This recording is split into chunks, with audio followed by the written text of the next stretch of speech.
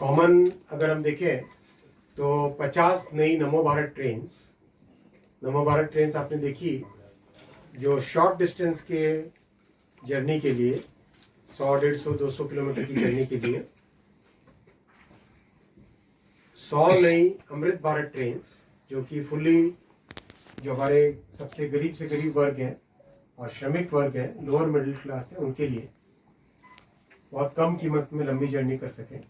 और वंदे भारत ट्रेन्स 200 नई जिसमें स्लीपर और चेयर कार दोनों इंक्लूडेड है, वो इस बजट में सैंक्शन हुई है। और 1000 नए पुल और फ्लाईओवर्स अंडरपासेस अप्रूव हुए इस बजट में।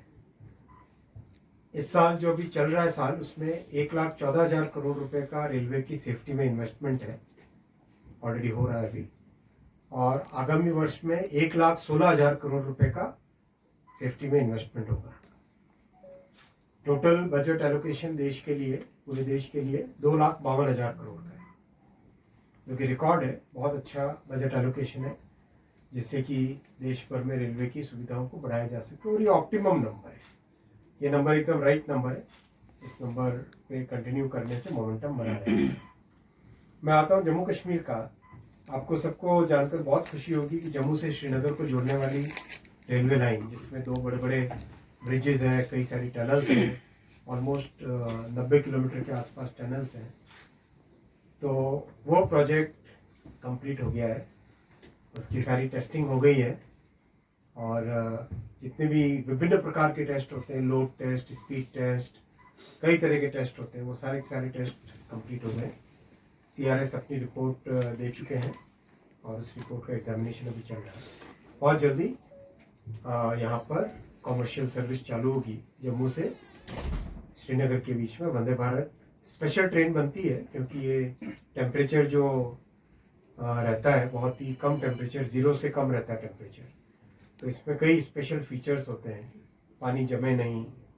फिर पावर इलेक्ट्रॉनिक्स जो होती है वो लोअर टेम्परेचर पे उसके अलग तरह के कैरेक्टरिस्टिक्स होते हैं, तो मोटर जो होती है नीचे चलाने के लिए वो भी एक अलग तरह की डिज़ाइन होती है उसमें। इन सब चीज़ों का बहुत स्पेशल ध्यान रख के जम्मू से श्रीनगर के बीच में चलने वाली ट्रेन्स के लिए विशेष ध्यान दिया गया है।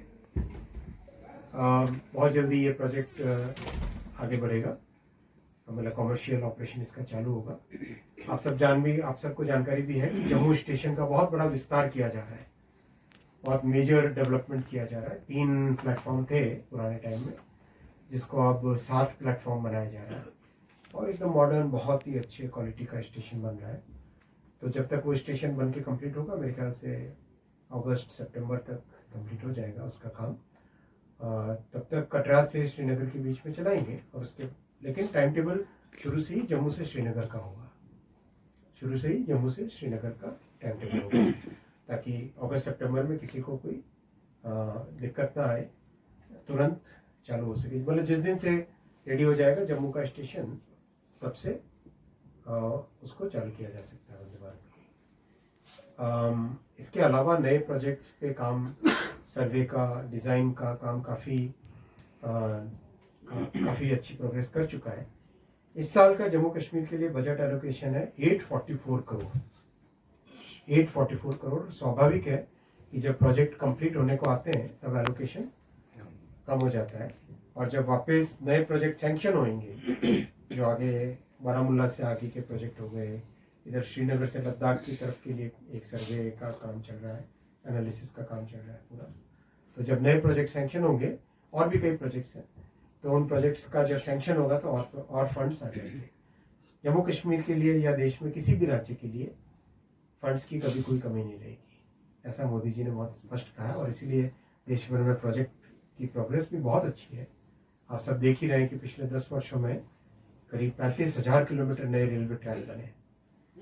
पूरे जर्मनी का नेटवर्क ले लो, उससे ज़्यादा 10 साल में भारत में ऐड हुआ है नए रेलवे ट्रैक। इतना शानदार काम मोदी जी के पीरियड में हो रहा है।